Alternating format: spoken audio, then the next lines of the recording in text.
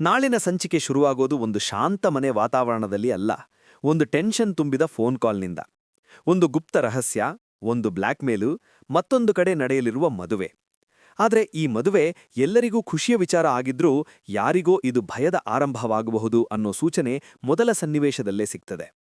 ಲೋಕಿ ಸಾವಿತ್ರಿಗೆ ಕರೆ ಮಾಡಿ ನೇರವಾಗಿ ಕೇಳ್ತಾನೆ, ನಿನ್ನ ಮಗಳ ಮದುವೆ ಆಗ್ತಾ ಇದೆಯಂತೆ, ನನಗೆ ಒಂದು ಮಾತು ಕೂಡ ಹೇಳಿಲ್ಲ. ಈ ಮಾತು ಕೇಳುತ್ತಿದ್ದಂತೆಯೇ ಸಾವಿತ್ರಿಯ ಮುಖದಲ್ಲಿ ಗಾಬರಿ ಸ್ಪಷ್ಟವಾಗ್ತದೆ. ಲೋಕಿ ಮಾತು ತಿರುಗಿಸೋದಿಲ್ಲ. ನಿನ್ನ ಮನೆಯ ಸೀಕ್ರೆಟ್ ನನ್ನ ಕೈಯಲ್ಲಿದೆ ಅಂತ ಹೇಳಿ 10 ಲಕ್ಷ ರೂಪಾಯಿ ಬೇಡಿಕೆ ಇಡ್ತಾನೆ. ಈ ಕ್ಷಣದಲ್ಲಿ ಸಾವಿತ್ರಿಗೆ ಒಂದು ಮಾತ್ರ ಭಯ, ಅವನು ಮನೆಗೆ ಬಂದು ಸತ್ಯ ಬಿಚ್ಚಿಟ್ಟರೆ ಮದುವೆ ನಿಂತು ಹೋಗುತ್ತೆ. ವಿನಂತಿ ಈ ಮಾತು ಕೇಳಿದಾಗ ಅವಳ ಹೃದಯವೇ ಕುಸಿದಂತಾಗ್ತದೆ. ಯಾವುದೇ ಕಾರಣಕ್ಕೂ ಮದುವೆ ನಿಲ್ಲಬಾರದು ಅಮ್ಮ ಅಂತ ಹೇಳುವಾಗ ಅವಳ ಧ್ವನಿಯಲ್ಲಿ ಆತಂಕ ಮತ್ತು ಆವೇಶ ಎರಡೂ ಕಾಣ್ತವೆ. ಇಲ್ಲಿ ಸಾವಿತ್ರಿ ತೆಗೆದುಕೊಳ್ಳುವ ನಿರ್ಧಾರ ಕಥೆಯ ತಿರುವಾಗಬಹುದು. ಗೋವಿಂದ ಕೊಟ್ಟಿದ್ದ 10 ಲಕ್ಷವನ್ನು ಬಟ್ಟೆಗಾಡಿ ಇಟ್ಟಿದ್ದಾಳೆ, ಅದನ್ನೇ ಲೋಕಿಗೆ ಕೊಡುವ ನಿರ್ಧಾರ ಮಾಡ್ತಾಳೆ. ಆದರೆ ಈ ನಿರ್ಧಾರ ಮುಂದೆ ದೊಡ್ಡ ಸ್ಫೋಟಕ್ಕೆ ಕಾರಣವಾಗಬಹುದಾ ಅನ್ನೋ ಪ್ರಶ್ನೆ ಪ್ರೇಕ್ಷಕರ ಮನಸ್ಸಿನಲ್ಲಿ ಮೂಡುತ್ತದೆ. ಯಾಕಂದ್ರೆ ಒಂದು ಸುಳ್ಳು ಉಳಿಸೋಕೆ ಮತ್ತೊಂದು ಸುಳ್ಳು ಬೇಕಾಗ್ತದೆ.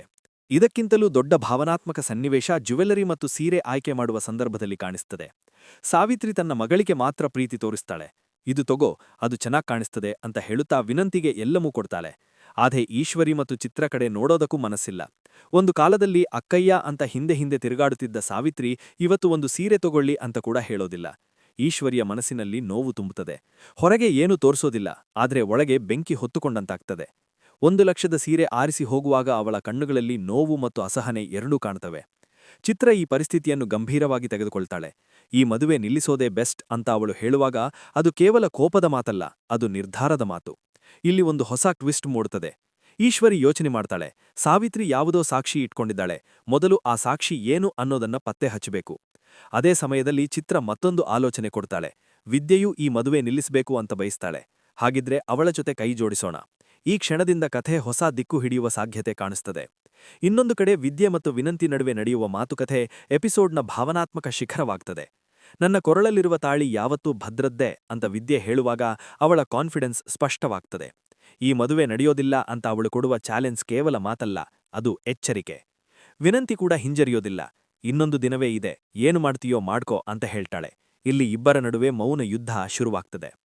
ನನ್ನ ಅನಿಸಿಕೆಗೆ ಈ ಅವಮಾನ ಮತ್ತು ಅಹಂಕಾರದ ನಡುವೆ ಹುಟ್ಟಿದ ಈ ಹೊಸ ಮೈತ್ರಿ ಮುಂದಿನ ಸಂಚಿಕೆಯಲ್ಲಿ ದೊಡ್ಡ ಸ್ಫೋಟ ತರಬಹುದು. ಈಶ್ವರಿ ನಿಜವಾಗಲೂ ವಿದ್ಯೆ ಜೊತೆ ಕೈಜೋಡಿಸಿದ್ರೆ ಸಾವಿತ್ರಿಗೆ ದೊಡ್ಡ ಹೊಡೆತ ಆಗೋ ಸಾಧ್ಯತೆ ಇದೆ. ಆದ್ರೆ ಸಾವಿತ್ರಿ ಕೂಡ ಸಣ್ಣ ಆಟಗಾರ್ತಿಯಲ್ಲ, ಅವಳು ಯಾವುದೋ ಪ್ಲಾನ್ ಇಟ್ಕೊಂಡಿರಬಹುದು. ಆ ಸಾಕ್ಷಿ ಏನು? ಲೋಕಿಗೆ ಕೊಟ್ಟ ಹಣದ ರಹಸ್ಯ ಹೊರಬರ್ತದಾ ಅಥವಾ ಮದುವೆ ಕೊನೆಯ ಕ್ಷಣದಲ್ಲಿ ನಿಂತು ಹೋಗ್ತದಾ? ಮುಂದಿನ ಸಂಚಿಕೆ ಭಾರೀ ಟ್ವಿಸ್ಟ್ ತರುವ ಸಾಧ್ಯತೆ ಇದೆ. ನಿಮಗೇನನಿಸ್ತದೆ? ಈಶ್ವರಿ ಮತ್ತು ವಿದ್ಯೆ ಸೇರಿ ಮದುವೆ ನಿಲ್ಲಿಸ್ತಾರಾ ಅಥವಾ ಸಾವಿತ್ರಿಯ ಪ್ಲಾನ್ ಸಕ್ಸಸ್ ಆಗ್ತದಾ? ನಿಮ್ಮ ಅಭಿಪ್ರಾಯವನ್ನು ಕಮೆಂಟ್ನಲ್ಲಿ ತಪ್ಪದೆ ಹಂಚಿಕೊಳ್ಳಿ. ನಿಮ್ಮ ಅಭಿಪ್ರಾಯಗಳು ಕಥೆಯ ಮತ್ತೊಂದು ಮುಖ ತೋರಿಸ್ತವೆ.